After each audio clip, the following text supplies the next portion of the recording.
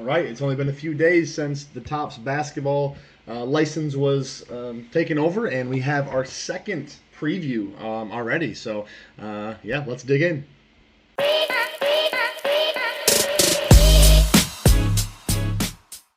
So with this one, we have Topps Holiday Basketball for 2025-26. So we're going to jump right here into some preview images. So first off, up here at the top, we have this Jason Tatum card. I believe this is going to be the base card. Maybe this is a parallel. Obviously, it's got the green on there. I don't know if the green's for team color. I don't know if the green is for, the Christmas color, the holiday color, or what there. Again, maybe it's a parallel. It's kind of unclear with how it was listed or shown there. And big thing to note, obviously, you got kind of the snowflakes in the back. You got the design here. Is this the same image you're going to get on Topps flagship? That we don't know. In baseball, it has been that way in the past, so curious to see how that turns out. To the right of that, we have this ornament die-cut looking card here. These have been box toppers in the past for baseball, so I'm assuming that'll be the same here. I've never really been a fan of those in particular. I like box toppers typically when they're actually cards. The ornaments to me just are kind of weird. I don't really know what to do with them, but looks like that's what we're gonna have with this product. Again, it's a made for kids product. I'm sure maybe kids like to hang them on the tree or something when they get them there. Jumping down here, there's 3 inserts down here on the bottom. So first one here, this is a rookie insert. It's like making the nice list. We have Frostbite finishers, which in my opinion is the best looking of the inserts that we have here. And then lastly, this Evergreen, which it potentially could be a die cut. I don't know. Obviously, this is. I took the screenshot of it here. It's hard to say, but maybe it's just a card with the tree design there on the back. But yeah, overall, I think the Frostbite finishers is nice. The making the nice list, I think, is really not good. Evergreen is whatever, in my opinion. Then we have 2 relic cards. This is a single relic, and then this is the triple relic. I believe they're going to call that the holiday relic. Really interesting to note here. This appears to be player worn, or at least it says player worn on both of these. So is everything going to be player worn? Again, obviously it's not game worn. It's not as cool as that, but that's a big change from Panini.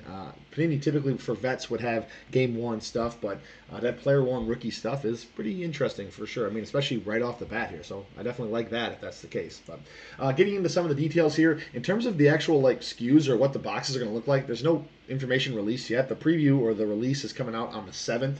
The pre-order. So that'll obviously have the information on this at that point. But I expect it to be like mega boxes because that's what it is in baseball. In baseball, they've been like $25 to $30 to $35 the past few years. I've gotten them one time, like 2 years ago. I got the baseball mega box. It was fine. It just really wasn't for me. It was very much for kids and holiday stuff. And I personally am not opposed to that. I really liked Haunted Hoops. I know I'm kind of in the minority on that one, but this one, it's just the baseball release with the holiday was very short print heavy. They had all these weird design quirks and stuff, and I wasn't really a big fan of the inserts. So we'll see kind of what that plays out with the actual inserts themselves and what the parallels look like if they have any. In terms of the base set, it's 200 cards versus the 300 cards that we have with the Topps flagship that's coming out around the same time. There's 40 less vets and there's 10 less rookies. So it was it's 160 and 40 that we're looking at here. It appears that they maybe cut out just a few players here and there.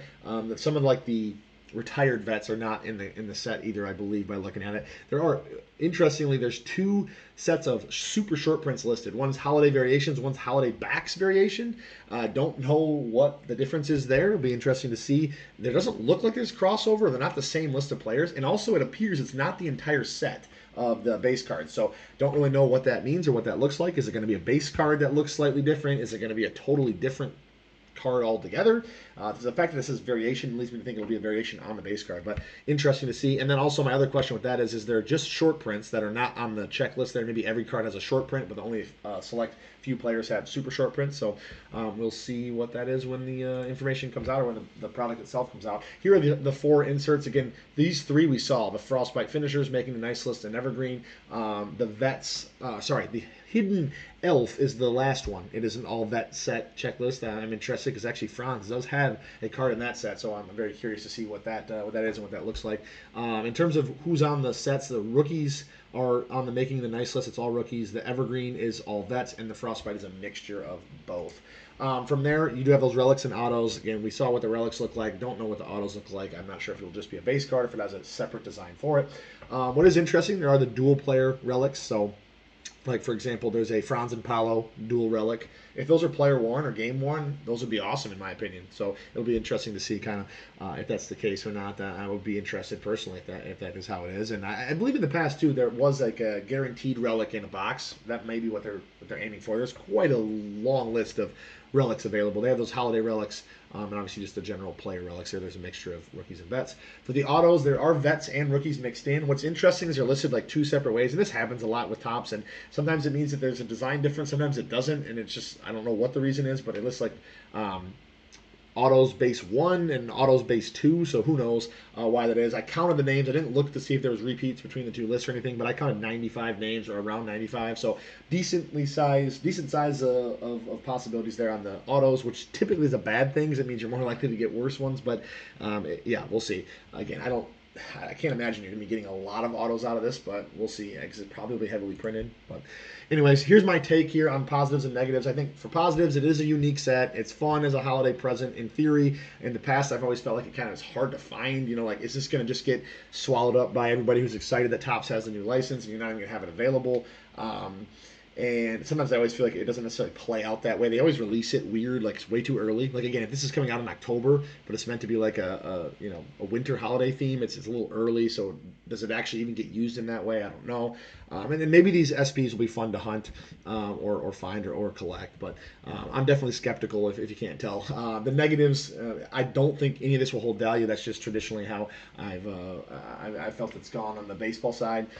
It's got a limited checklist, which I personally find as a negative because again, with Haunted Hoops, I liked how it was an expanded checklist, so I could collect all the different players that I like. Most people probably would say they prefer the limited checklist, but for me, it's a negative. And then again, to me, like the previews just don't look great. I don't love any of the designs there. So I'm overall very skeptical on this release for sure. The questions I have, we've kind of already touched on all these, but what is the box format? What is the price? Those are really important things here. Are the images the same as Topps Basketball Flagship? And we don't know that for a fact. I'm expecting that they will be. If they're not, that would be interesting to note for sure. And then will the relics be player or game worn is a key thing that just to keep track of in general here as Topps takes over. I honestly would expect them to be because that they seem to be good at that, and I think they know that people care about that. The game worn is really what matters, I think, at the end of the day. But here's my plan. I would open one box for fun if it's cheap and available. In terms of the pre-order, I don't really plan to pre-order any of this. I don't have any reason for that. If it happens to be readily available on shelves, I'll probably grab one at a later time and just open it for fun.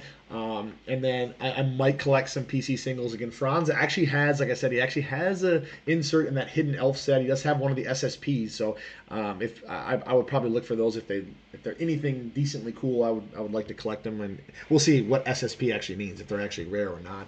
But and then maybe some of the parallels. What the parallel design looks like will be important as well. I know like Jordan Poole's in the set, Danny Wolf is in the base set, so those would be the Michigan guys that I'm looking at. But overall, for me, this is I would lean more towards a skip. Again, fun release. It's good for kids, but not really the thing that I'm looking forward to most here out of Topps coming up. But anyways, I'll be back soon with something new. Got a couple other things planned here regarding the Topps base or flagship release, as well as some other unique ideas here that we'll have coming out soon. So I'll be back soon.